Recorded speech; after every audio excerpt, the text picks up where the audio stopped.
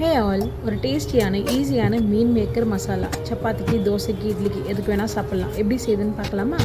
First ஒரு கடாய் எடுத்து வச்சுக்கோங்க. ஒரு ஸ்பூன் எண்ணெய் ஊற்றிட்டு அதில் ஒரு சிட்டிக்கு அளவுக்கு மஞ்சத்தூளும் ஒரு 1/4 ஸ்பூனுன்ற அளவுக்கு மிளகாத்தூளும் ஆட் பண்ணிக்கோங்க.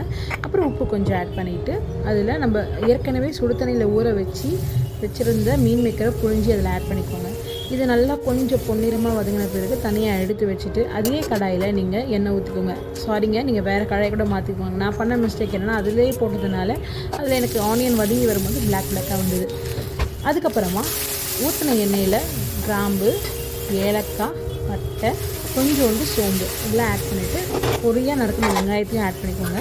நல்லா வதங்கி வந்த பிறகு கருவேப்பிலையும் சேர்த்துட்டு தக்காளி விழுதியும் சேர்த்துக்கோங்க. எல்லாமே பச்சை ஸ்மெல் போக வதங்கி வந்த பிறகு வீட்டு மசாலா 2 ஸ்பூன், சிக்கன் குழம்பு மசாலா 2 ஸ்பூன், 1 ஸ்பூன் அளவுக்கு பெப்பர் காரத்துக்கு ஏற்ற மாதிரி போட்டு நல்லா வதக்கி விட்டுட்டு தேவையான அளவு தண்ணி, உப்பு எல்லாமே சேர்த்துட்டு நம்ம எடுத்து வச்சுருந்த மீன் மேக்கரையும் ஆட் பண்ணிக்கோங்க. உண்மையாக சொல்கிறேங்க, சிக்கன் கிரேவி மாதிரி தான் இருந்தது. ரொம்பவே டேஸ்ட் வந்தது. சப்பாத்தி கூட நல்லாவே ஊற்றி போச்சு. நீங்களும் ட்ரை பண்ணி பாருங்கள். ரொம்ப சூப்பராக இருக்கும். டாடா, பாய்.